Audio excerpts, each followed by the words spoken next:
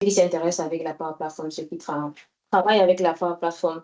Donc, on va commencer par se présenter. Moi, ça ne me dérange même pas qu'on soit 5 et moi, je n'ai pas de souci parce que c'est une discussion qui, je trouve vraiment nécessaire. Mais moi, particulièrement, j'attendais cette discussion parce que ça change beaucoup avec cet outil-là. Donc, on va commencer par les présentations. Moi, beaucoup plus pour Steve, Rachel, parce que les autres, carrément, on se connaît. Euh, Moi, c'est Dorian Mangamtue. Donc, je travaille avec Microsoft en général et Microsoft Power Platform en particulier depuis, disons, 7 ans aujourd'hui. Donc, Mhm. je suis basée au Québec. Donc, D'accord. je travaille pour une ECN là, et puis nous sommes en mandat dans des ministères. On essaie de faire des migrations, des transformations, mais beaucoup plus avec les outils Microsoft. Donc, là, je vais passer la balle à Jacques, pour ceux qui ne te connaissent pas, même si nous tous là, on a l'air de te connaître. Ok. Bon, moi, c'est Jacques Kounilodé. Je suis développeur Power Platform à Ginger Sofreco.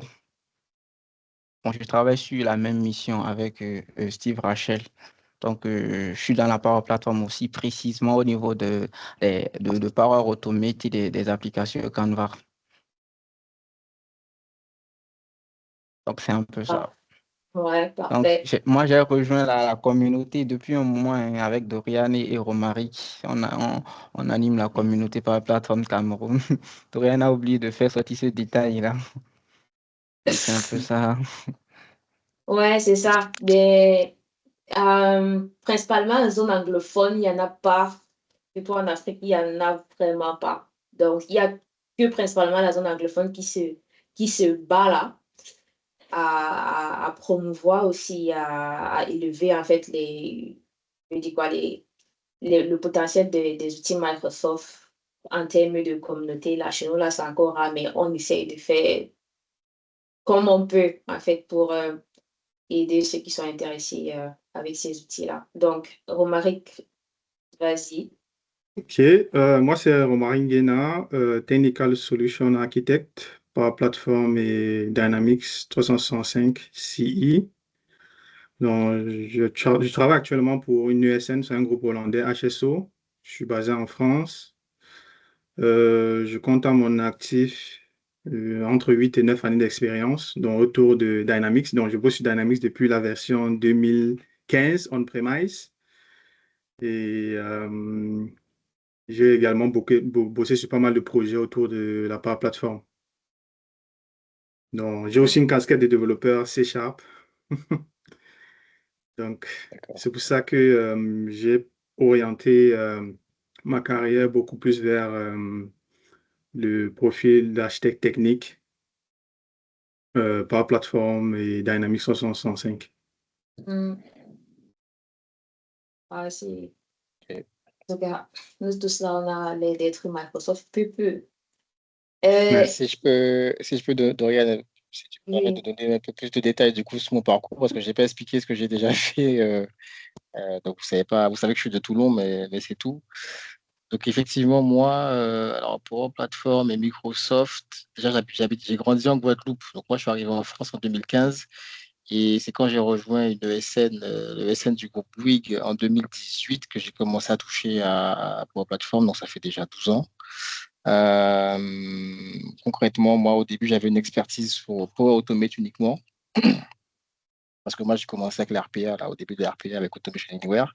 Et finalement, voilà, j'ai développé des compétences autour de la Power Platform, notamment de Power BI et Power Apps au fil des années, quoi. Donc, aujourd'hui, je suis freelance, je suis à mon compte. Donc, j'ai ma société, j'interviens donc, en tant que consultant Power Platform dans le cadre des grands groupes, notamment actuellement chez Total Energy, chez Ginger Sofreco avec Jacques et d'autres groupes aussi encore en France. Voilà. mm, Donc, voilà. Et puis d'accord. j'ai aussi, alors plutôt un côté donc, technique, ça va. J'ai un bon niveau technique parce que bon, je suis très curieux, mais j'ai surtout, moi, plusieurs certifications dans la gestion de projet. en agile, notamment Product Owner ou Scrum Master. Là, je prépare la PMP, voilà, pour vraiment faire le suivi de projet. Mais du coup, voilà, je connais très, très bien moi, les environnements Microsoft et Power Platform. D'accord. Bah, c'est super. Encore un chapitre, Steve. Tesco, je ne sais pas, tu t'es déjà présenté au départ, mais si tu as quelque chose à rajouter, je te laisse le temps de le faire. Au cas contraire, on va se plonger dans les sujets qui nous amènent là. Bon, ok, oui. Ok. Bon, bonsoir tout le monde. Moi, je ne me suis pas encore présenté. Désolé pour ma caméra, je ne suis pas un peu disponible pour l'instant, c'est pourquoi. Moi, c'est Escoaï. Je suis développeur tout court à plateforme. Euh, je fais plus de la consultation parce que je travaille avec beaucoup d'entreprises actuellement. Il y a un en Irlande, en Dubaï, aux États-Unis, un peu éparpillé. Et je suis avec une compagnie aussi basée au Ghana ici. Euh, donc, moi, je fais un peu de tout de la plateforme jusqu'à l'architecture. C'est ça. Merci. D'accord, d'accord, Tesco. Bon, le sujet qui nous amène aujourd'hui ici, principalement, c'est que depuis un certain temps, Je crois qu'il il y y a a Shalom trop... André hein, qui est connecté. Hein. Bon, Shalom, c'est le Big Shalom. Bon, c'est que je voulais laisser plus les intervenants se présenter. Présenté, ok. Ouais, Donc, on peut mais bon, continuer. Shalom, s'il veut, mais s'il est libre. Shalom, si tu veux, hein, tu peux. Nous ne sommes pas aussi nombreux, mais bon, apparemment, il n'est pas là. Ok. Comme je disais, ça fait un an déjà, avec quelques moments là, l'IA a un peu pris le pouvoir du marché et on observe que ça impacte vraiment l'écosystème Microsoft Power Platform au point où il y a par exemple des certifications qui changent et finalement on ne sait plus, même notre façon de travailler, ça doit changer et on ne sait plus vraiment où se recadrer, c'est-à-dire que quoi mettre en avant et quoi laisser suite à ce changement-là. Donc, ma première question, ça serait, mais est-ce que, selon vous, l'IA est une opportunité ou un risque de façon générale? Romaric, je vais commencer par toi. Donc, tu vas nous dire un peu ce que tu penses de l'avenue de l'IA, de comment est-ce qu'on l'essaie dans nos travaux, surtout en entreprise. Est-ce que pour toi, c'est quelque chose d'intéressant ou alors vraiment c'est quelque chose, ça vient comme un casse-tête? Alors, donc, déjà, le point de départ, surtout avec l'avènement de l'IA, le point de départ, c'est lorsqu'on est face à un besoin, on se pose plus la question de savoir quelle app construire. Donc aujourd'hui, avec l'IA, la question qu'on va se poser, c'est quelle décision voulons-nous assister, automatiser ou laisser exécuter par un agent avec la supervision humaine, bien sûr. Donc c'est pour ça que cette logique, en fait, colle parfaitement avec l'avènement de nouvelles certifications annoncées début de cette année par Microsoft, dont le rôle, en fait, n'est plus de valider un rôle. Avant, les certifications qu'on avait avant qui vont être retirées, c'était plus pour valider un rôle bien précis. Donc, avec les nouvelles certifications, ce sera plus la validation de la capacité à livrer des résultats métiers assistés par l'IA. Et aussi accompagner la montée en compétences qui devient transversale entre la Power Platform, MS365, Azure et les architectures IA. Donc, en fait, il faut plutôt voir l'IA comme un accélérateur dans notre façon de travailler. Donc, un développeur aujourd'hui qui prenait 1 heure de temps à développer un JavaScript ou un plugin, avec l'IA, assisté par l'IA, ce temps sera divisé par 10 ou par 100. Donc, les 1000 lignes de code qu'il développait en 1 heure de temps, en quelques minutes, il va le faire. Maintenant, il faut bien cadrer cette assistance-là. Donc, il faut bien documenter ce qu'on fait pour que lorsque tu passes le projet à une autre personne, qu'il ait la capacité, qu'il ait tous les éléments pour bien comprendre ce qui a été mis en place et assurer la continuité de service, l'intégration Mhm. continue. Ouais, ouais. Bon, de ce que je comprends, c'est qu'on allait de... Ouais, on s'est dit que l'IA vient simplifier le travail. Mais est-ce que, Jacques, la question que je vais te poser, est-ce que pour toi, mais ce travail qu'on vient simplifier là, est-ce que toi, tu ne penses pas, par exemple, que ça vient plutôt transformer la complexité? Parce que vraiment, moi, je pense, quand je vois l'évolution de l'IA, je vois que, bon, on est vraiment dans l'essai. C'est-à-dire que comment l'utiliser, on essaye encore de cadrer l'utilisation de cette IA-là. Et on n'est pas encore dans la maîtrise même dans certaines entreprises. C'est-à-dire que si je prends les entreprises ici, là, ici, on adopte, en fait, on prend l'IA encore avec des pincettes. C'est-à-dire qu'on n'est pas encore vraiment plongé dedans. On tâtonne quelle est la bonne façon de, de cadrer cela. Mais la question que je vais poser, c'est est-ce qu'on ne déplace pas la complexité du travail? C'est-à-dire qu'aujourd'hui, on veut simplifier, par exemple, le travail des développeurs et tout. Mais maintenant, comme tu l'as dit, Romary, il faut bien regarder ça. Il faut bien surveiller ça. Il faut bien sortir comment est-ce qu'on doit l'utiliser. Jacques, qu'est-ce que tu en penses de cette problématique-là? Ok, d'accord. Bon, merci Dorian pour ta question. Bon, du coup, avant de répondre à ta question, je lisais un livre là que j'ai pris du coup chez Steve. Je vais juste partager une citation avec vous au sujet de l'IA, si vous permettez, hein. Ouais. Ok, ça dit quoi? L'IA ne code pas à notre place. Elle change notre façon de coder. L'essor des assistants du développement des générateurs de code des plateformes automatisées n'annonce pas la fin du développeur, mais la fin d'une certaine manière de développer. Ces outils accélèrent les tâches répétitives, aident à explorer les solutions et abaissent la barrière d'entrée pour celles et ceux qui se lancent dans le code. Ils sont devenus des compagnons de travail, parfois parfois bluffants, souvent très utiles. Mais un bon modèle ne lit pas ni le contexte métier, ni les noms dits du cahier des charges, ni la politique interne d'une équipe. Il ne prend pas la responsabilité d'un choix d'architecture, ne négocie pas une dette technique, ne défend pas un compromis devant un client. L'IA propose, suggère, complète. Elle n'assume ni la vision ni les conséquences. C'est là que l'humain reste indispensable. Comprendre ce que l'on construit, pourquoi on le construit et ce que cela implique pour les utilisateurs dépasse largement la simple génération de lignes de code. L'IA est une formidable aide pour aller plus vite et plus loin, à condition de garder la main sur le sens, les priorités et la qualité. Autrement dit, ce n'est pas une béquille, mais un outil de plus dans la boîte du développeur à manier avec lucidité. Sébastien Langlois, si j'ai bien prononcé son nom. Ouais. Donc, là, quand on va parler de simplicité, si je veux répondre à ta question, moi, je dirais directement que l'IA simplifie beaucoup de choses dans notre manière de travailler et de développer les choses.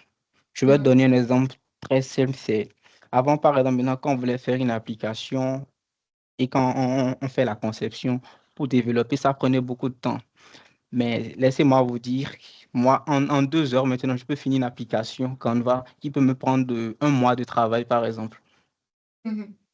Donc déjà, avec cette simplicité de travailler et la qualité qui sort du travail qu'on fait, on peut dire que l'IA simplifie énormément la charge de travail qu'un développeur peut amener à faire dans une entreprise. Mais derrière ça, il faut savoir maîtriser ce qu'on demande à l'IA dans le développement de nos applications et tout. Donc la simplicité, ça y est pour moi personnellement, en fait. Donc, si Ouais. on a la maîtrise de ce qu'on fait réellement, l'IA devient un compagnon, mais pas qui vient prendre le contrôle de la place du développeur, en fait. Ouais. OK. Donc, ça, bon, ça reste dans un cadre personnel. Ça veut dire que comment nous, on peut utiliser Oui, oui, l'IA dans nos activités. oui, Ben, c'est oui. correct. Bon, Chesco, le grand Tesco, moi j'ai une question pour toi. C'est surtout dans les organisations. Je lisais dernièrement une documentation de Microsoft Learn pour une certification, pour un parcours en fait de Microsoft Copilot, où eux-mêmes, ils disent en entreprise qu'avant de déployer l'IA, il faudrait vous rassurer. En fait, eux, ils recommandent toujours d'avoir des humains pour contrôler ce que euh, pour contrôler la façon dont c'est utilisé dans les organisations. Donc, du coup, ma question, c'est, est-ce que pour toi, OK, ça reste une pratique vraiment obligatoire ou alors c'est quelque chose qu'on peut contourner? Merci beaucoup. Donc, ça reste toujours à être contrôlé parce que même quand on rentre dans la plateforme, il y a toujours cet outil-là là-bas qui fait la gouvernance de l'IA dans le tenant ou bien dans l'environnement. Donc, il faudrait toujours la présence de ce développeur, de cet ingénieur-là, pour chaque fois fine-tuner la façon dont ça fonctionne et aussi de faire le monitoring de ce que ça donne, de faire les analyses si ça déborde, s'il y a un excès dans certaines activités, de chaque fois régulariser ce que c'est en train de faire. Donc, oui, c'est normal de le contrôler et que c'est ça même. L'IA elle ne fonctionne pas, n'est pas automatique à elle-même. C'est quelqu'un qui l'a programmé et ça doit être toujours monité. Ouais. Ça. Peut-être pour compléter, Oui, Microsoft recommande 5 choses lorsqu'on démarre un projet IA. Donc, la première, c'est penser données, c'est-à-dire quelle source de données sera utilisée par l'IA, quelles sont les données sensibles, comment garantir la qualité, la traçabilité. Et on est d'accord que si la donnée est mal structurée, mal gouvernée, l'IA ne va qu'amplifier ce souci-là, en fait. Donc, ouais, on ouais. doit poser les bonnes bases en termes de données. Et le deuxième point, c'est la sécurité. Donc, avant de démarrer le projet, il faut définir les accès, les rôles, le contrôle DLP. Donc, le contrôle DLP, on le fait dans la Power Platform, mais avec l'avènement de l'IA, on va devoir intégrer aussi l'IA dans ce contrôle. Les politiques de partage et les limites d'autonomie des agents, parce qu'on va laisser la main aux agents. On ne va pas laisser une main infinie aux agents, donc il faudrait également qu'on pose des bases pour définir les limites d'un agent qui prend le contrôle de certaines tâches. L'autre élément, c'est l'extensibilité. Donc, les architectures qu'on va devoir mettre en place doivent être pensées en amont. C'est-à-dire, l'idée, ce n'est pas de tout refaire. L'idée, c'est de bien séparer les couches métiers, l'orchestration, l'intégration et l'IA. Donc, euh, cela implique aussi de savoir quand rester dans le low-code et quand passer en pro-code ou vers des services plus complexes, donc en intégrant les LLM ou d'autres solutions, Foundry, Copilot, ainsi de suite. Le Ouais. quatrième point, c'est la gouvernance que Chesco a bien évoqué. Donc, il faut définir comment on gère les environnements, comment on gère les déploiements, comment on fait le monitoring. Et même là, il y a aussi la gestion des coûts qui est très importante. Ouais, on parle beaucoup d'IA, mais on ne parle pas beaucoup de la gestion des coûts. Donc, on va intégrer des IA dans nos projets et tout. Mais il faudrait qu'on évalue sur le long terme combien ça va nous coûter. Et également, les règles d'usage des agents, qui doivent également être définies en amont. Donc, le dernier point, c'est la mesure de la valeur. Donc, il faudrait qu'on mette en place des indicateurs concrets comme le gain de temps. Est-ce que en mettant l'IA, en intégrant l'IA chez un client ou pour traiter un besoin, est-ce qu'il y a un gain de temps? Est-ce qu'il y a une réduction d'erreurs? Est-ce que le taux d'adoption est intéressant? Est-ce que la qualité de service et l'impact sur le coût de traitement, est-ce que c'est intéressant pour le client ou pour la personne qui sollicite le service? Donc, c'est ces 5 éléments-là, en fait, qu'il faut définir en amont avant de démarrer un projet autour de l'IA. C'est parfait. Merci Romaric pour ces explications. Bon, maintenant, on va aller dans je vais appeler ça le deuxième tour. On va parler des certifications. Il y a une question quand je me suis posée, quand j'ai vu que ma dernière certification a été bannie de la liste, la PL600. Ouais. La première question que je me suis posée, c'est, faudrait que je renouvelle ou je dois laisser, je dois abandonner. Ben, du coup, ça amène ma question.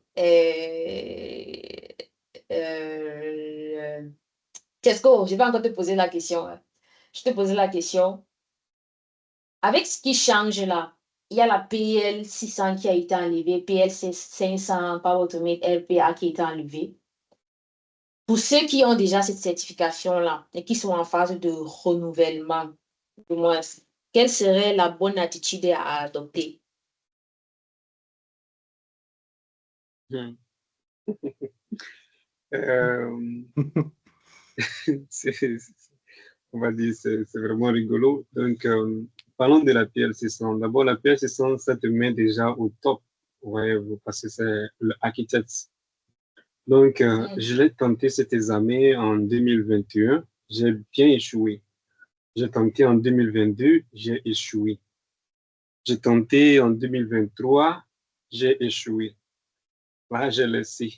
Je pense que c'est en 2025, il y a presque seulement, je pense que c'était en juin ou bien en mai, que je l'ai essayé, que j'ai passé. Donc, ça te met à cet apport-là que c'est un architecte level.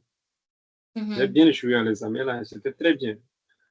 Donc, quand tu vois que tout cet effort-là, et puis bon, on vient de mettre en retirement cet examen-là, Ça m'a fait d'abord. mal, hein? Donc, le mien, ça expire en juillet 2026, je pense en juillet cette année. Je vois, Et quand 2 ça mois, expire hein, maintenant, oui, on me demande encore de de renew. renouveler. Le 30 juin, ce ne sera plus, tu ne pourras plus Ouais, Oui, ça renouveler, joue. plus ce qui est valable. marrant. Mais il faut aussi dire que, désolé si je vais utiliser les termes anglais, you are proud of that exam.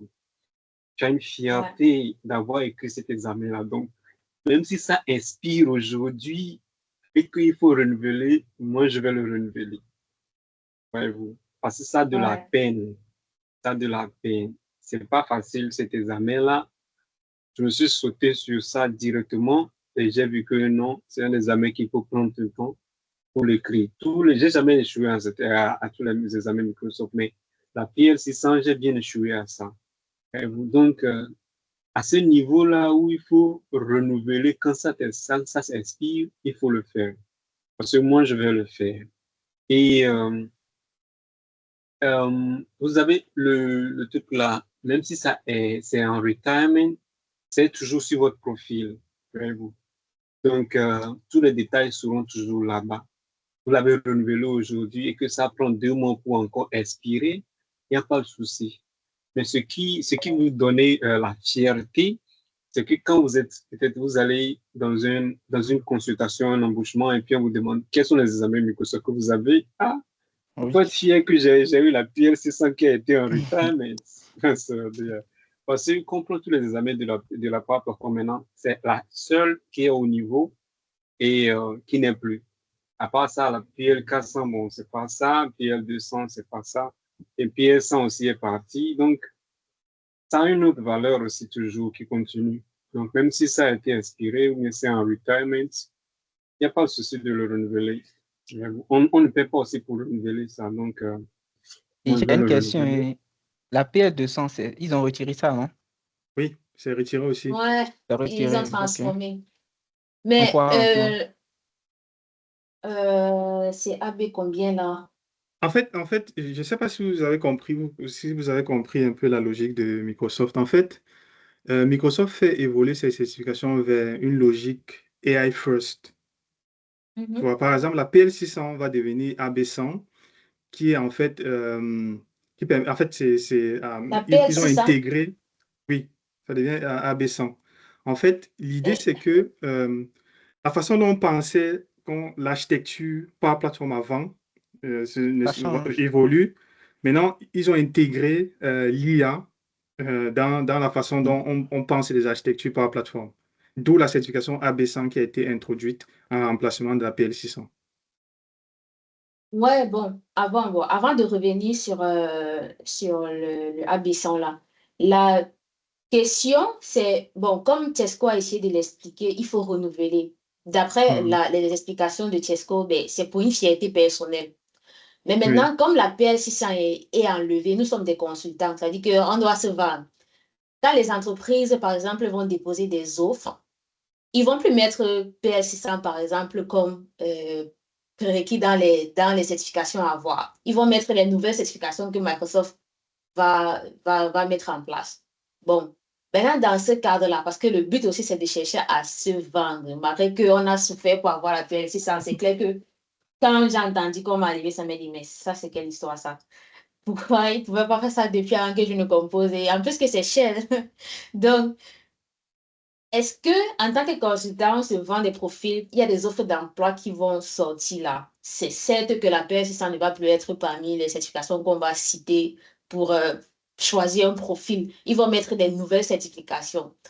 Bon, maintenant, dans ce cadre-là, Romaric, comment, dans ce cadre-là, c'est ça, en fait, c'est ce questionnement-là qui me fait, OK, est-ce que c'est mieux? Bon, c'est vrai que pour renouveler, ça ne demande pas de payer. Tu peux renouveler si tu veux. Mais pour moi, c'est le temps de concentration qui va encore mettre pour aller renouveler. Après, si un jour encore, il faudrait que je me concentre sur la nouvelle certification AI qui doit revenir. Ben, finalement, je dis que mais finalement, il faut que je choisisse un et laisse l'autre. Qu'est-ce que toi, tu penses de ces en fait, dilemmes-là? ouais, merci pour la question. En fait, mon directeur nous dit souvent, un bon consultant, c'est celui qui fait la veille technologique et qui est toujours up-to-date. Donc, Ouais, c'est ça. C'est si il y a ça. de nouvelles certifications, de nouvelles compétences à développer, en fait, en tant que consultant, tu as le devoir de monter en compétences. Donc, ça veut dire quoi? Donc, on ne te demande pas de passer à la certification tout de suite, hein. Il y a ce qu'on appelle les skills. En fait, dans l'un, là, tu peux Mhm. valider des compétences sans Le forcément passer une bachelor, ouais. certification. Oui, Mhm. donc, c'est-à-dire, si tu veux te vendre, par exemple, en plus de ton PL600 qui a expiré, bon, comme Chesco l'a dit, ça va rester sur ton profil Learn, mais ajouter à ça, tu peux mettre en avant les skills que tu as validés dans ton Learn. Il y a les skills aussi autour de Copilot, les agents. Il y a pas mal de petites formations qui permettent avec en sortie un élément qui prouve que tu as validé la compétence. Tu vois, en Mhm. attendant de monter en compétence et de valider la certification. Bon, en fait, moi, c'est Ouais. l'approche que moi, j'essaie d'adopter parce que je suis d'accord avec toi. Passer cette certification-là en 2, 3 mois, 4 mois, Ah, c'est pas donné. Encore qu'on on travaille tous en temps plein et donc il faut se donner du temps. Ouais. Donc, mon Ouais. approche serait, comme Tesco l'a dit, bon, je vais renouveler la mienne parce que la mienne expire en septembre. Donc, en fait, j'ai beaucoup hésité à la renouveler parce que j'ai fait le premier renouvellement. Je n'ai même pas fini les questions. Après, je dis, mais pourquoi je fais le renouvellement? Autant me préparer, je passe la AB 100 en et puis fait, basta. moi, c'est ce que je me C'est ça. disais. Donc, je me suis même pas encore décidé, mais peut-être après ce call-là et peut-être après l'intervention de Chesco, je vais peut-être la renouveler demain ou je sais pas, ou en semaine. Mais l'idée que j'avais en tête, c'est que, bon, vu que de toutes les façons, la certification sera retirée, le nouveau profil, la nouvelle compétence qu'on demande aujourd'hui, c'est l'AB100. Donc, pour garder mon rôle d'architecte, je me mets au travail et je prépare l'AB100. Et je la passe. Encore que pour passer l'AB100 comme prérequis, il faut la PL200, la PL400. Bon, j'ai déjà la PL400. Je suppose que plusieurs d'entre nous ont soit la PL400 ou la PL200. Donc, c'est un bon départ. Donc, avec ça, vous pouvez déjà préparer la certification et la passer. Mhm. Oui, est-ce que tu avais une question? Oui, merci beaucoup. Donc, comme Romaric l'a dit, euh, ça ne coûte à rien de toujours continuer comme ça. En 2019, il y avait ce gars ici, celui qui a créé notre communauté au Ghana ici, Microsoft Ghana. Mhm. Euh, il avait en 2019, il avait presque 100 et quelques certifications Microsoft. Voyez-vous. Donc, Bon. qu'est-ce que ça a donné? Ça a poussé beaucoup d'attention vers Microsoft, qu'il a pris jusqu'aujourd'hui, il fait partie de ceux qui revoit les examens Microsoft. Voyez-vous. Il était quelqu'un comme ça qu'on connaît ici au Ghana, qui fait un peu la buzz dans Microsoft, dans Azure et autres. Mais ce qu'il avait de l'autre côté, c'est qu'il avait écrit beaucoup de certifications. Quand les examens sortent, seulement lui fait qu'écrire, fait qu'écrire, fait qu'écrire. Seulement en 2019, il avait plus d'une centaine. Et entre-temps, on imprimait ça, c'était imprimé. Donc, il y avait une photo comme ça qui était sortie. Vous allez voir sur son lit, il y avait des centaines de certifications qui sont imparties seulement sur le lit. Donc, ça fait que Microsoft l'a pris et c'est pourquoi aussi notre communauté a été prise en charge par Microsoft. Donc, de là, il fait maintenant partie de ceux qui revoient les examens Microsoft. Ouais, c'est un atout. Écoutez. Donc, perdre son temps pour écrire les examens, bon, ça ne gâche rien parce que il y a cet adage, je pensais, qui dit l'éducation est infinie, bien, c'est pas quelque chose comme ça. Donc, il faut toujours écrire si on a l'opportunité, il faut toujours apprendre. Donc, même s'il faut renouveler les examens qui sont déjà expirés, qui sont déjà en retirement, on n'a pas de souci, on avance seulement. Pour terminer, pardon, si tu peux partager aussi le PDF que tu montrais là, je pense que j'ai pris la mise à jour. Merci.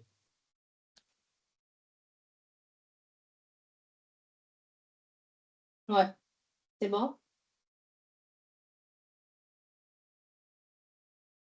Tu es là? Oui. D'accord, c'est bon. Ok, tu veux que je laisse le PDF là comme ça? Non, je C'est pensais bon, j'ai qu'il déjà allait pris une dire que tu allais capture. partager. Ah, ok. Oui, bon, comme on n'est pas assez nombreux ici, c'est bon. J'ai déjà pris une capture d'écran. Bon, est-ce que c'est Ok, la dernière ok. version ici? Bon, même jusque-là, c'est pas... Bon, ça, c'est la dernière version sur le site, mais ils doivent arriver encore certaines Ouais, parce que certifications. justement, je vois encore plein de trucs qui doivent sauter là. Ouais, ça doit enlever. Ah. Bon, Steve, Rachel, on n'est pas nombreux, donc je crois que ça serait aussi intéressant de te faire participer là, de dire ce que tu penses de tous ces changements-là, comme tu es plein dans le domaine là. Côté certification, bon, c'est vrai que je connais pas trop où est-ce que tu en es avec les certifications, mais j'imagine que toi-même, tu es confronté à ces questions-là, vu Oui. les changements. Mais comment est-ce que tu as réagi face à ces informations-là et ce que tu prévois? Alors déjà, je vais commencer par dire que déjà merci parce que les certifications, quand j'étais consultant, moi, chez Bouygues, c'était un élément un peu commercial dans le SN pour qu'on puisse effectivement avoir vis-à-vis des clients et même vis-à-vis des Microsoft une sorte de visibilité ou qu'on puisse nous voir comme des gens de sérieux.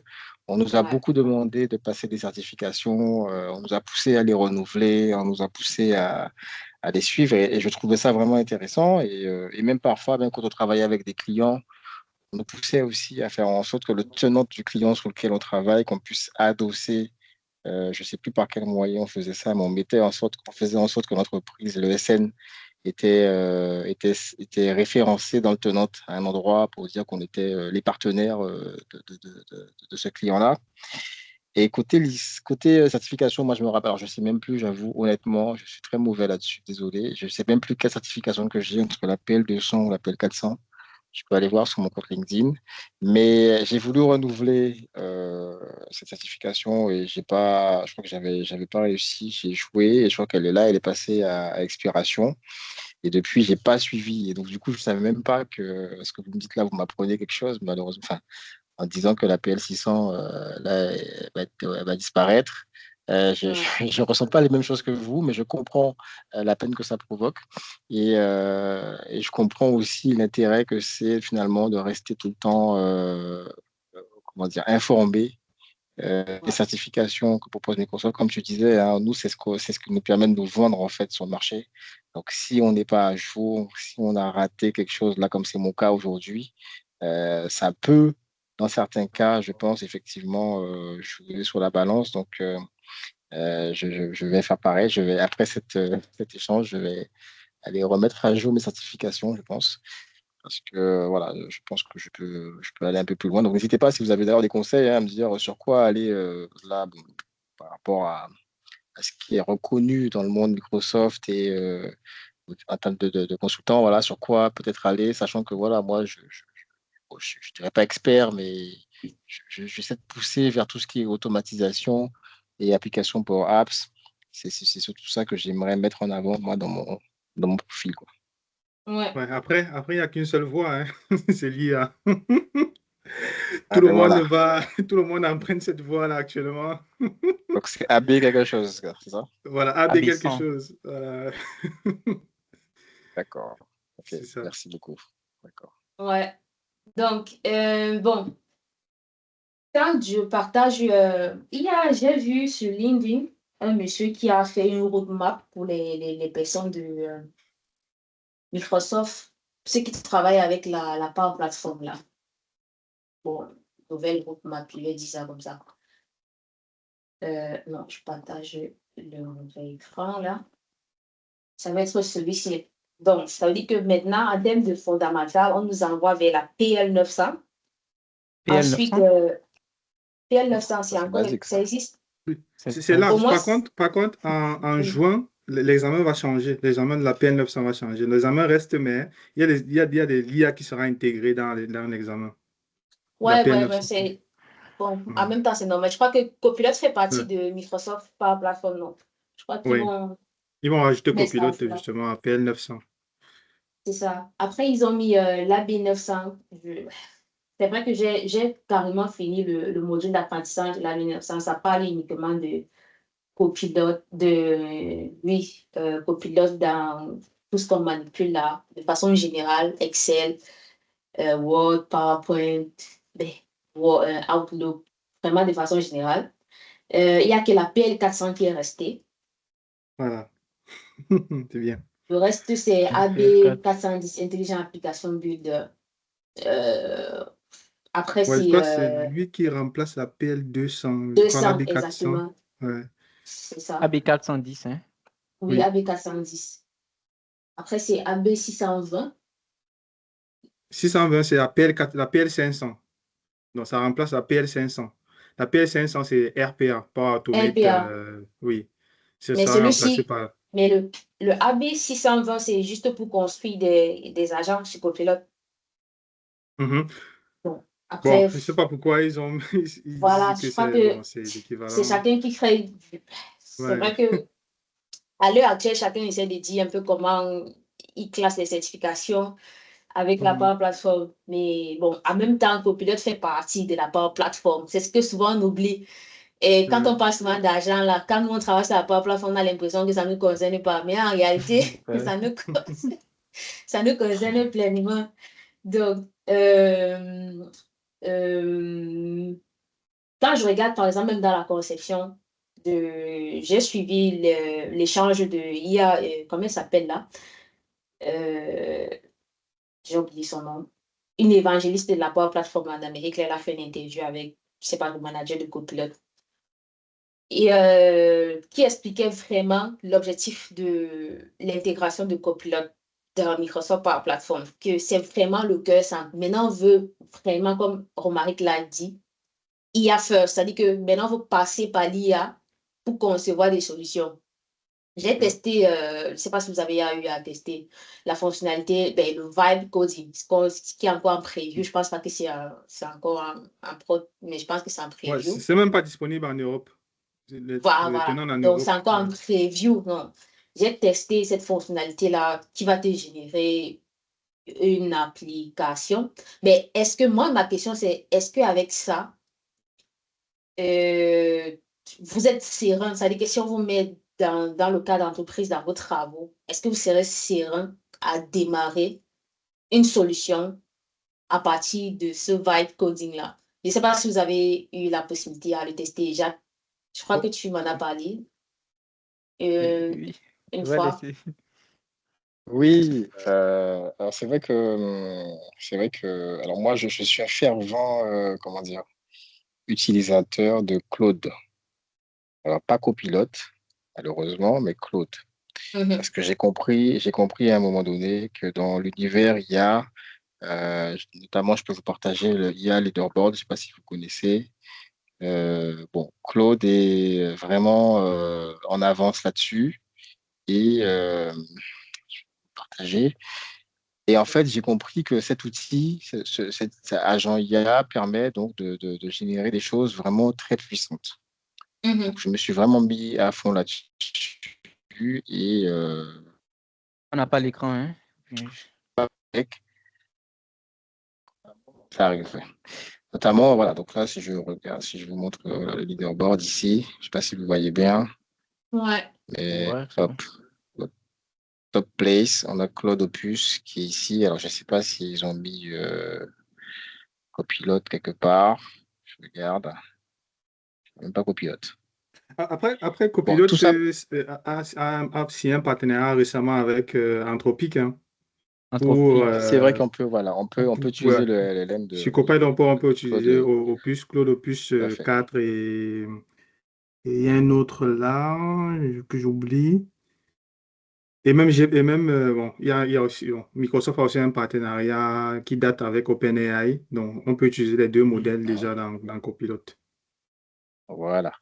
Et donc, du coup, pour répondre à la question, quand je suis arrivé, moi, sur la mission là, au Bénin avec Jacques, ils avaient commencé à réaliser pas mal d'applications Mhm. et on s'est retrouvé à un moment donné où il fallait accélérer un peu le développement. Il fallait aller plus Ouais. vite.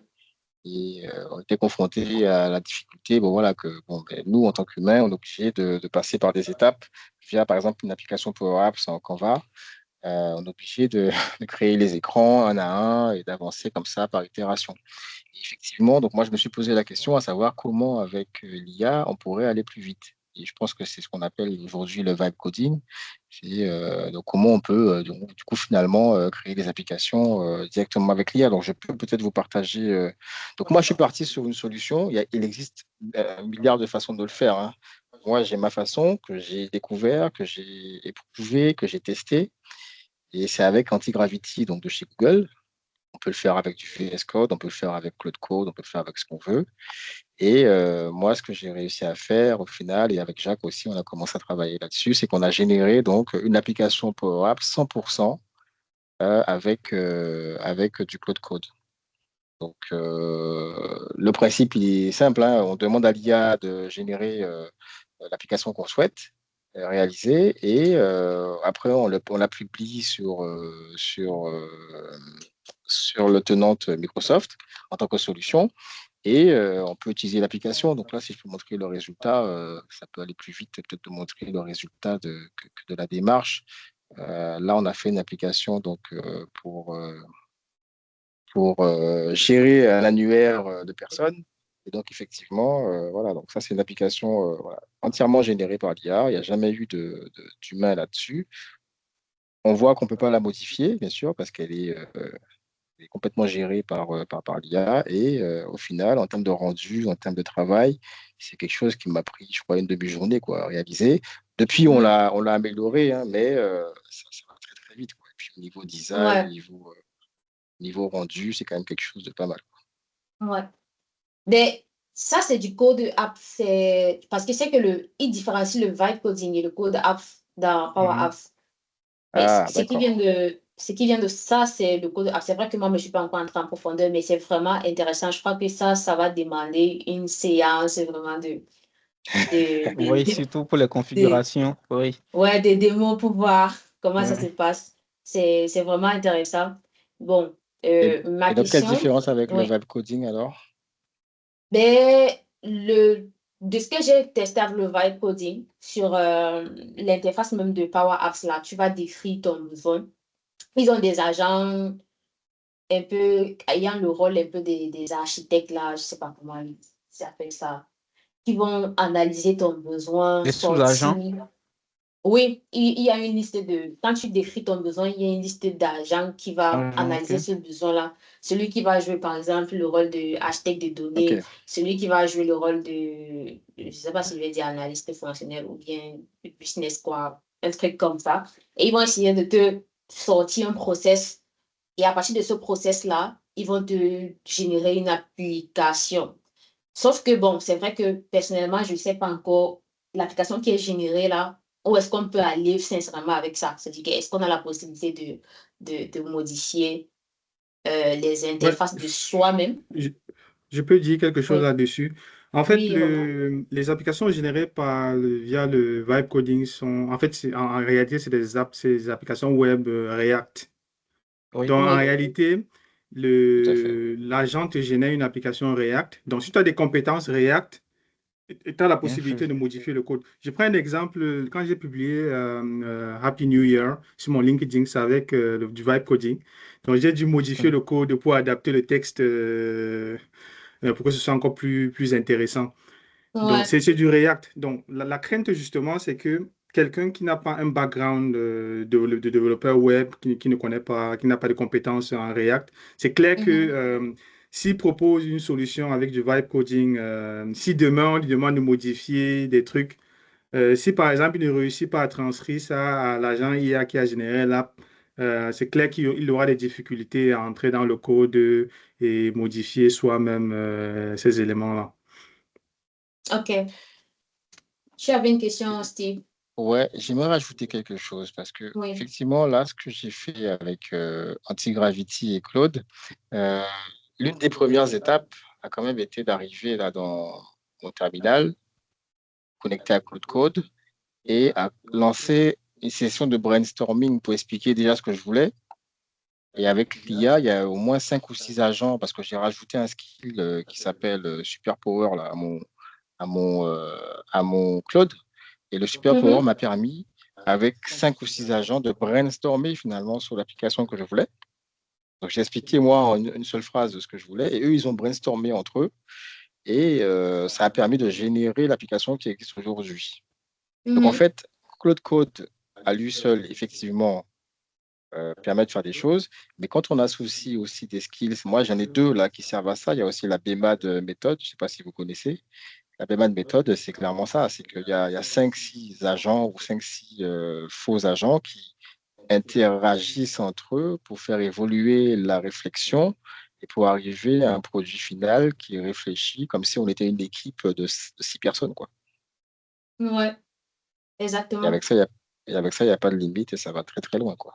Euh, Ouais, mais bon, je crois qu'on va revenir, on va vraiment programmer, puisqu'ils oui, sont presque à la fin là, on va pour vraiment ça, en fait, programmer une séance pour spécialement pour ça. discuter de, C'est ça de, le métier. de Code Apps.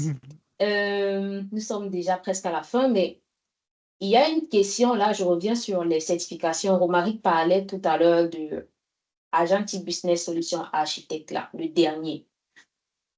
Je me Oui, suis, il disait que ça remplace la PL600. J'ai essayé de regarder les éléments en fait qu'il faut pour avoir cette certification-là. Mais les éléments qui tournent autour de cette certification-là, je me suis rendu compte, Romaric, que la certification AB100, ça ne demande pas seulement des compétences liées à la Power Platform, mais de plein d'outils Microsoft en général.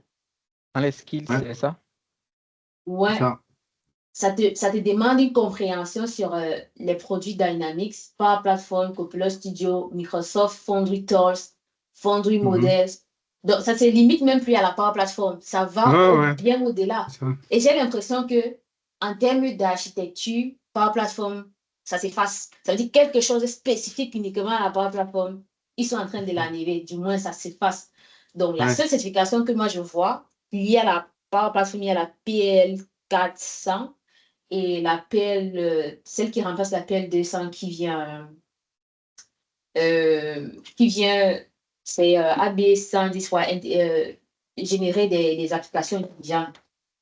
Donc, Ouais. en termes d'architecture même, ça dit que les architectes, il n'y aura même plus de rôle spécifique déjà architecte par plateforme. Non? Bon, je ne sais pas si vous voyez la même chose que moi, d'après les certifications qu'il renvoie là, surtout sur l'AB100 là, ça ne se limite pas Ouais. uniquement à On la aura Power maintenant Platform. des architectes solutions IA, IA à Microsoft. Ouais, mais de façon un peu générale, sauf qu'ils ont enlevé peut-être Ouais. bon, je vais dire administration M365 et peut-être Azure, un truc comme ça, mais le reste là, moi-même, je n'avais pas trop connaissance de Microsoft Foundry jusqu'à présent avant de voir que, OK, pour avoir cette certification, il faut maîtriser tous ces accès-là. Ce n'est plus uniquement Microsoft Power Platform. Ouais, tu vois, tu as Donc, Dynamics, tu as la Power ouais, Platform, tu as Copilot, tu as Foundry. Foundry modèle aussi. C'est ça, en fait, c'est ce qu'on attend d'un architecte aujourd'hui, hein. Parce que C'est-à-dire que les la sujets, maîtrise, voilà, ouais. les sujets d'architecture qu'on a aujourd'hui, ça touche tout, hein. La Power Platform, Azure. Moi, je me suis retrouvé sur des projets où il y avait des intégrations avec Azure. Ouais, t'es architecte, t'es censé connaître, c'est ce qu'on m'a dit, t'es censé connaître un peu Azure. Ouais. Mais C'est, du coup, voilà. d'où ma question. Maintenant, Tesco, je viens à toi. Un nouveau là, quelqu'un qui vient. OK, moi, je veux me concentrer sur la Power Platform. Après, tu vas dire si c'est même d'abord possible de dire qu'on veut se concentrer uniquement sur la Power Sur la Platform. Power Platform. Oui, et pour toi, quelles sont les compétences à l'heure actuelle avec tout ce qui bouge là pour lui? Quand tu vas dire, bon, maintenant, commence à maîtriser d'abord tel outil, telle compétence. Pour toi, quel est l'ordre que tu donnes à ces genres de questions? Ok, merci beaucoup. Donc, quand j'ai été une fois poussé par Microsoft, il me poussait vers l'IA et j'ai fui. Donc, ça fait que j'ai laissé le programme là. Donc, l'idée maintenant, c'est vers l'IA et il faut la suivre. Mais pour une nouvelle personne qui rentre dans la Power Platform, déjà, il faut savoir que la Power Platform, il y a le agent aussi dedans, c'est-à-dire le Mhm. copilote. Parce que depuis que j'ai connu la Power Platform, moi, le copilote ou bien j'ai oublié le agent, comment on l'appelait avant là, j'ai oublié un peu le nom, l'ancien Power nom. Virtual Agent. Power Virtual Mhm. Agent. Moi, quand on dit Power Platform, c'est Power App, Power Automate, et puis Power Page. Il n'y a Ouais, pas, et ok. puis oui, voyez-vous. Mais c'est des trucs maintenant qui nous reviennent. On a laissé ça et ça nous suit maintenant. Quand on prend tous les job roles de Power App développeur, il y a toujours ces gens de copilotes qui sont dedans. Il y a toujours le Azure quelque part, même si c'est pas le profond, il y a une partie de Azure dedans. Il y a un peu le Dynamics 365. Donc, on va pas négliger ça parce on les avait négligés et ça nous suit jusqu'aujourd'hui. Donc, on peut pas le négliger, voyez-vous. Donc, Chesco, tout s'il te ça, plaît. Mhm. Est-ce que, rapidement, et excuse-moi de te couper, est-ce que ça peut nous permettre de nous spécialiser maintenant dans cette manière de faire les choses-là? bon, la spécialisation maintenant, à l'heure actuelle, là, c'est devenu global. Donc, on se spécialise aussi globalement comme ça. Donc, Microsoft est en train d'ouvrir des portes vraiment qui sont trop, mais il faut se spécialiser tout en sachant qu'il y a Copilot et savoir comment utiliser Copilot. À sachant qu'il y Ouais, a Foundry et comment utiliser Foundry. c'est ça, Pas aller exactement. à l'intérieur, mais juste à savoir si j'ai besoin d'un service de Power Apps vers Foundry. Je peux justement le faire. Voyez-vous, juste à la limite, Ouais. c'est bon. Tout ça, sachant que je suis développeur Power Apps, j'utilise Power Apps Power Automate, mais je peux toutefois aller vers Foundry, vers Azure, vers Copilot. C'est ça. Ouais. Donc, si je comprends bien, je fais bien le résumé, on comprend que vraiment Copilot est au centre. C'est-à-dire que même celui qui vient là, il doit comprendre d'abord comment Copilot, parce que ce soit Power Apps qu'il va utiliser, Copilot va l'interpeller, que ce soit, parce que j'ai même l'impression que même Automate RPA, on est en train de changer ça et tourner ça vers, je sais pas trop, agents, c'est maintenant les agents qui vont faire ce travail Oui. des trucs, des automatismes de bureau là. J'ai l'impression que Automatisation, ça oui. tourne là-bas. Ça change, ça part là-bas. Donc en gros, Romary, si tu confirmes le centre là, c'est Copilot. C'est-à-dire que celui qui vient là, mais c'est l'IA. De comprendre, Ouais, c'est quand moi, au départ, comme Tiesco l'a dit, franchement, quand on parlait de Copilot au départ, là, je m'intéressais pas, je n'étais pas pressée de. Mais à l'heure actuelle, je Explorer sens ça. qu'il faut absolument que j'aille savoir comment ça fonctionne. Il parlait même des modèles de langage. Et, et que, OK, donc il faut absolument que j'aille connaître comment ça se passe. Donc, pour finir, est-ce que tu confirmes que le centre là, c'est Copilot? Si quelqu'un arrive là, qui va apprendre, même démarrer avec la Power Apps, parce que clairement, quand on parle de Power Apps là, c'est qui va toucher Copilot là-bas dedans? Donc, ouais, est-ce c'est que pour clair. démarrer, c'est d'abord d'aller comprendre l'IA avec Copilot avant de s'aventurer dans les autres outils? Ouais, ouais, c'est clairement, hein, clairement, c'est ça. C'est-à-dire, il faut comprendre que Copilot, je dirais, c'est la partie front. Maintenant, après, l'IA est vaste, hein. Il y a la partie technique, Foundry, parce qu'il y a des gens, par exemple, qui veulent toucher du dur, modifier les LLM, contextualiser un LLM. Il y a des besoins comme ça chez des clients, hein, c'est-à-dire des besoins qui amènent à travailler sur les LLM. Pour ça, il faut créer un projet Foundry. Si par exemple, c'est pour le traitement d'image, tu crées un projet Foundry, tu intègres le LLM, comme par exemple Dell bon, après, bon, c'est pas possible d'intégrer les LLM de Google chez Microsoft, donc c'est deux, ils s'entendent pas. Ouais, Donc tu peux tout ouais, intégrer dans Azure, dans un projet Foundry, sauf les modèles de Microsoft, de Google. Donc, ok. il y a aussi ce profil-là. Il y a un autre profil aussi, c'est le machine learning, qu'on ne parle pas beaucoup. C'est aussi de l'IA. C'est aussi de l'IA autour de la data et tout. Parce qu'aujourd'hui, les consultants data aujourd'hui, ils sont en train de s'orienter justement vers le machine learning. Donc, c'est aussi une partie de l'IA qui est aussi très demandée. Donc, la base de tout ça, justement, déjà pour quelqu'un, pour un nouveau qui s'intéresse à l'IA et qui s'intéresse aux produits Microsoft, la base, c'est Copilot. C'est Copilot. Après, quand il a maîtrisé Copilot, comment Copilot fonctionne, maintenant, s'il veut s'orienter vers une partie un peu plus technique, il va aller vers Foundry, comprendre comment fonctionnent les LLM et tout ce qui va avec. Ouais, effectivement. D'ailleurs, ça Mais va moi, encore, c'est que... j'ai une, je sais pas si Oui. vous permettez, mais je sais qu'on est presque à la fin, mais j'ai une petite question. La question, bon, ça s'adresse à tout un chacun de nous, hein. C'est pour réellement situer le débat, en fait. Si aujourd'hui, par exemple, maintenant, que ce soit Dorian, Steve, Romaric, que vous êtes chef de projet, vous voulez recruter un développeur par plateforme, sur quelles compétences vous allez réellement vous baser pour faire le recrutement, en fait? Avec les critères, en fait, pour qu'on sache réellement, bon, ça, il veut faire ci. Sur quels critères, côté technique, sur quels critères vous allez vous baser pour faire le recrutement? Je vais Euh, commencer par Dorian. c'est chaud, hein? Moi, Après, bon, mais... pour compléter, Ouais. avant Dorian, il y a aussi un point très important, c'est où, dans quelle zone, il va bosser dans quelle zone, en Europe, ou en Afrique ou en Amérique. Parce qu'il Bon, y a aussi disons, l'adoption, hein, c'est aussi très important parce que je ne suis pas sûr que en termes d'adoption, les projets en Afrique ont le même niveau d'adoption d'IA que les projets en Europe ou en Amérique. bon, vous Bon, ouais, choisissez le domaine que vous voulez, en Ok. Europe ou en Afrique. ouais, c'est vrai que c'est différent. Ce qui est sûr en Afrique, c'est pas encore le cas, mais ça va arriver. Hmm. L'IA est en train Hmm. d'absorber partout. C'est en train vraiment d'absorber l'espace de travail. Mais sincèrement, là, Jacques, moi-même, je sais pas. Mais c'est pour ça qu'on a fait la rencontre. Je dis qu'on se situe vraiment par rapport à la plateforme.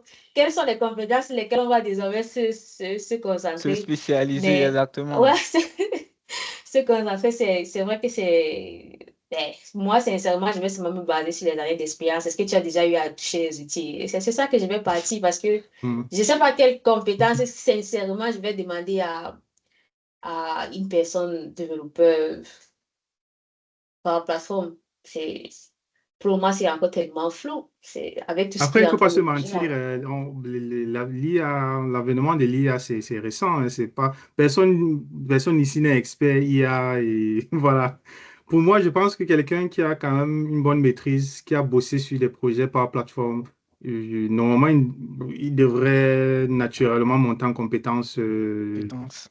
Il faut juste prévoir que la personne que tu recrutes, s'il n'a pas des compétences solides autour de l'IA, il faudra lui donner du temps. Sachant qu'il a déjà la base. La base, c'est maîtriser la Power Platform et Ouais. MS365. Si déjà tu ne maîtrises pas MS365, tu ne maîtrises pas Power Platform, tu auras du mal à démarrer sur des sujets qui touchent l'IA. Donc, Mhm. c'est la base. Donc, c'est un peu comme un jeune diplômé, un jeune ingénieur. Quand il va en entreprise, quand on recrute un jeune ingénieur, on ne va pas lui demander d'avoir des années d'expérience en gestion de la logistique machine, tu vois. On va lui demander est-ce qu'il a Ouais. les bases mécaniques, est-ce qu'il a les bases mathématiques, est-ce qu'il a les bases physiques. C'est ça qui le Oui. prédispose à comprendre le métier de mécanicien ou d'ingénieur informaticien. Je ne sais pas si vous voyez. Ouais. Ouais. Et Chesco et Steve. Oui, pour dire mon soir, c'est Jean. Hier, j'étais en réunion avec une compagnie que je travaille en Finlande. Donc, ils me demandaient, Chesco, est-ce que on peut prendre un développeur qui fait la Power Platform et qui connaît un peu les IA, les agents et autres là? Je dis, ah, c'est le marché maintenant, on a besoin de ça. Parce que nous tous qui sommes assis ici, on est des solution architectes, mais on est on n'est pas trop focalisé sur l'IA. Là, il C'est dit, bien, ouais. donc, qu'est-ce qu'on fait? Il dit, OK, il va créer un lab pour nous où tout le monde apprend l'IA là-bas, tous en se formant, voyez-vous. Donc, quelqu'un qui vient maintenant vers moi, qui veut que je dois embaucher, il faut forcément que tu comprennes l'IA, au moins que tu saches comment l'utiliser. Et oui, parce que bon, c'est là maintenant la solution aux prochaines qui viennent. Donc, tu connais l'IA et là, on est cool parce que moi, je ne connais pas l'IA. Tu connais l'IA, tu me complètes. C'est ça. Ok, donc, ok. Steve, Oui, bah, c'est le même discours, hein. Et effectivement, si tu ne connais pas l'IA, de fait, tu es en retard par rapport à la majorité des développeurs, enfin la majorité, la grande partie des développeurs aujourd'hui. Donc, pour recruter quelqu'un, je pense que la question simple à lui poser, c'est est-ce que tu connais l'IA? Et s'il répond donc oui, tu Dorian lui... et moi, on est disqualifiés. Hein? Non, mais attendez, ouais, mais non, mais j'ai un problème avec cette question-là. Connaître l'IA est complexe, hein. Oui, Le très fond de complexe. l'IA, mais en réalité, quand tu veux travailler là par la plateforme, ce n'est pas, connaître l'IA là, mais c'est de savoir l'utiliser. C'est-à-dire que savoir l'interroger, savoir lui donner des Ah oui, oui, instructions. Parce que les connaître expressions. l'IA là, c'est autre En fait, je chose, pense que c'est hein. ça. En fait, je pense que dans connaître, ils veulent peut-être dire, mais au moins maîtriser les fondamentaux de l'IA, comment ça fonctionne, comment l'IA générative fonctionne. Prompt, tout ça. Ouais, ouais. Ouais. Ok. Bon, en Et tout c'est cas, vrai que aux voilà, gens c'est qui oui, ne c'est une question, c'est une vraie question ça. Pour recruter quelqu'un, faut... je dis pas ouais, que c'est parce qu'il rédhibitoire, hein, faut mais s'apprêter. c'est mieux Oui, de. Faut qu'on ok, s'apprête, ça va être merci chaud beaucoup là. En pour tout cette cas, info. il y a Oui, de nouveaux ça va être métiers, chaud. hein. Il y a de nouveaux métiers qui sont très bien payés. Il y a des métiers. Récemment, j'ai vu un post là. C'est un groupe ici en Europe, ils cherchaient un expert copilote. Ouais, Donc, c'est. voilà. Ouais, il y en a. Ça, je l'avoue, Et il y a même aussi ici en des Amérique. experts Foundry et Ah argentique, ouais. experts argentique et Foundry. Donc, c'est des nouveaux métiers vers lesquels on devrait Peut-être on va s'en s'orienter. sortir avec ce Ouais. lot de trucs qui se créent là.